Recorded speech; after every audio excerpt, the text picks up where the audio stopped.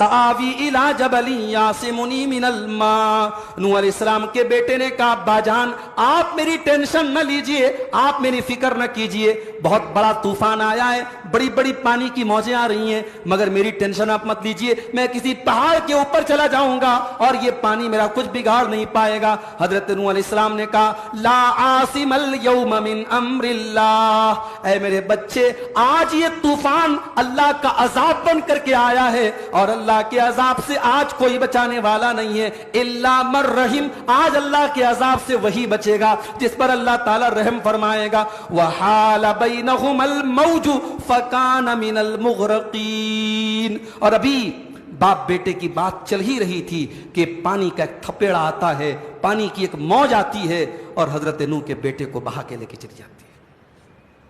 اے ایمان والو، تم نبی سے اونچی آواز سے بات نہ کرو، جیسے ایک دوسرے سے بات کرتے ہو ویسے نبی سے بات نہ کرو۔ ان تحبط اعمالکم وانتم لا تشعرون، کہیں ایسا نہ ہو تمہاری نیکیاں برباد ہو جائیں تم کو پتہ نہ چلے۔ نبی کی وفات کے بعد بھی حافظ ابن کثیر کہتے ہیں نبی کی وفات کے بعد بھی نبی کی قبر کے پاس، نبی اپنی وفات کے بعد بھی قابل احترام ہے، نبی کی قبر کے پاس اونچی آواز سے بات کرنا صحابہ اور تابعین اور سلف صالحین اس کو ناپسند کرتے تھے۔ حضرت عمر فاروق کا دور ہے، دو لوگ مسجد نبوی میں بیٹھ کر زور زور سے باتیں کر رہے ہیں۔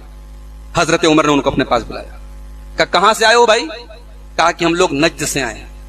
حضرت عمر نے کہا لو کنتما من اہل المدینہ لاوجعتکما، اگر تم لوگ مدینہ کے ہوتے تو بڑی پٹائی کرتا۔ ترفعان اصواتکما فی مسجد رسول اللہ صلی اللہ علیہ وسلم، تم لوگ اللہ کے رسول کی مسجد میں سب ختم ہو جائے، انسان کی پراپرٹی، انسان کا مال، انسان کا نام سب اس کے ساتھ قبر میں چلا جائے۔ جاؤ جکھا کے قبرستان میں کروڑ پتی لوگ سوئے ہوئے، کتنے قبرستان میں بڑے بڑے اپنے دور کے علماء اور محدثین سوئے ہیں، علم کے پہاڑ تھے، عمل کے پہاڑ تھے، تقوی کے پہاڑ تھے۔ اس قبرستان میں اس 2 گز زمین میں سب دفن ہیں اور اپنے اپنے عمل کے اعتبار سے اللہ کو حساب دے رہے ہیں۔ آج ہمارے گھروں میں شادی بیاہ کے موقع پر کیا حالات ہوتے ہیں، آج ہمارے گھروں کی لڑکیاں، ہماری مائیں، ہماری بہنیں کیسا لباس پہن رہی ہیں۔ آج ہماری عورتوں کے کپڑے ایسے ہو گئے کہ ان کے کپڑوں کو دیکھ کر حیا کو بھی حیا آ رہی ہے، حیا کو بھی حیا آ رہی ہے، شرم کو بھی شرم آ رہی ہے۔ آج باپ اپنی بیٹی کو وہ کپڑا لا کے دے رہا ہے، بیوی کو شوہر لا کے دے رہا ہے۔ اللہ کی قسم یہ بے حیائی یہ جہنمیوں کا لباس ہے۔ اللہ کے نبی نے فرمایا میری امت کے اندر کچھ ایسی عورتیں بھی ہوں گی جو جہنم میں جائیں گی، فرمایا وَنِسَاءٌ كَاسِيَاتٌ عَارِيَاتٌ مَائِلَاتٌ مُمِيلَاتٌ، وہ کپڑا پہننے کے باوجود ننگی ہوں گی۔ وَالَّذِينَ يَدْعُونَ مِن دُونِ اللَّهِ لَا يَخْلُقُونَ شَيْئًا وَهُمْ يُخْلَقُونَ، جو لوگ اللہ کے علاوہ دوسروں کو پکارتے ہیں وہ تو خود پیدا کیے گئے ہیں، وہ کسی چیز کو پیدا نہیں کر سکتے۔ اموات غیر احیاء، وہ تو مردہ ہیں، وہ زندہ نہیں ہیں۔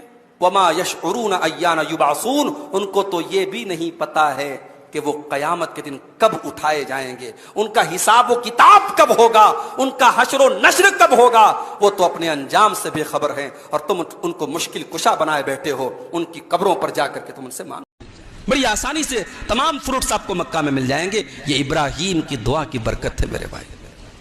اور دنیا کی سب سے پیسفل سٹی، سب سے امن اور چین والی اگر کوئی جگہ ہے وہ مکہ ہے۔ اسے اللہ تعالیٰ نے اس کا نام ہی رکھ دیا والتین والزیتون وطور سینین وہذا البلد الامین، اے نبی میں قسم کھاتا ہوں اس امن والے شہر کی۔ تو امن اور چین یہ بہت بڑی نعمت ہے میرے بھائی، اور اسی لیے اسلام نے اس کو بہت امپورٹنس دیا ہے۔ آپ جانتے ہیں ہم جب مہینے کا چاند دیکھتے ہیں، 1 تاریخ کا چاند دیکھتے ہیں، ہم ایک دعا پڑھتے ہیں۔ اس دعا میں بھی ہم اللہ سے کیا مانگتے ہیں؟ اللہ اکبر، اس دعا میں بھی امن اور چین مانگتے ہیں۔ اللہم اہلہ علینا بالامن والایمان والسلامت والاسلام ربی وربک اللہ۔ اسی لیے اللہ کے نبی فرماتے ہیں جب بندے کا انتقال ہوتا ہے یتبع المیت ثلاثۃ، انسان کے مرنے کے بعد 3 چیزیں اس کے ساتھ ہوتی ہیں، مالہ واہلہ وعملہ، ایک تو انسان کا مال ہوتا ہے، ایک انسان کی فیملی ہوتی ہے، اور ایک انسان کا عمل ہوتا ہے۔ مال تو مرتے ہی دوسروں کا ہو جاتا ہے، انتقال ہوا مال دوسروں کا ہو گیا۔ جس مال کے لیے آج انسان جوا کھیل رہا ہے، 2 نمبر کا کام کر رہا ہے، سٹہ بازی کر رہا ہے، حرام چیزوں کی کھیتی کر رہا ہے، دوسروں کا حق مار رہا ہے، سب ٹھاٹ پڑا رہ جائے گا جب لاد چلے گا بنجارا۔ مرنے کے بعد نہ کوئی زمین آپ کے ساتھ جانے والی ہے، نہ کوئی پراپرٹی آپ کے ساتھ جانے والی ہے، نہ کوئی کیش رقم آپ کے ساتھ جانے والی ہے۔ آپ کے تو کفن کے کپڑے میں بھی کوئی پاکٹ نہیں ہوگا، بغیر سلا ہوا کفن کا کپڑا ہوگا، اس کفن کے کپڑے میں آپ کچھ بھی لے کے نہیں۔ اور آگے بڑھیے، ایک بہت بڑا جرم ہے سماج میں زناکاری، بدکاری، اللیگل طریقے سے مرد و عورت کا تعلق قائم ہونا۔ اگر وہ زبردستی ہے تب بھی غلط ہے، اگر بالرضا ہے تب بھی غلط ہے۔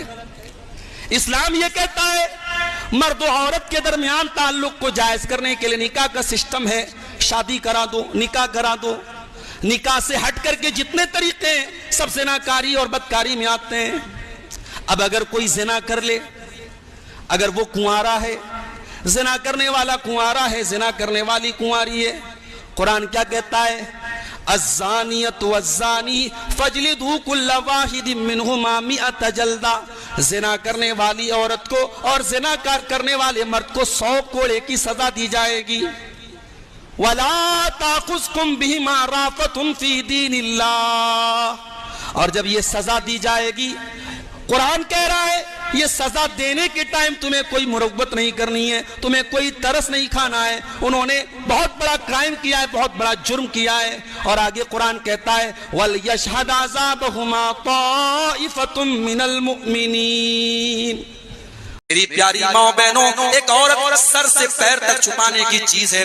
اللہ کے نبی فرماتے ہیں المرأۃ عورۃ، عورت پردے میں رہنے کی چیز ہے۔ فَإِذَا خَرَجَتِ اسْتَشْرَفَهَا الشَّيْطَانُ، جب یہ عورت پردے سے نکلتی ہے شیطان کا ہتھیار بن جاتی ہے۔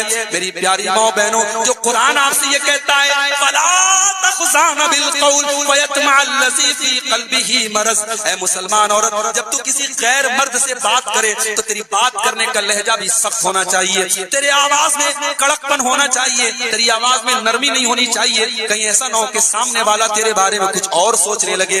میری پیاری ماں بہنوں، جو قرآن اس معاملے میں اتنی سختی کرنے کا حکم دیتا ہے، وہ قرآن اس بات کی اجازت کیسے دے دے گا کہ ٹرین میں آپ اپنا چہرہ کھول کر اور اپنا نقاب اتار کر کے آپ ٹرینوں میں سفر کریں، آپ فلائٹوں میں سفر کریں، آپ فیس بک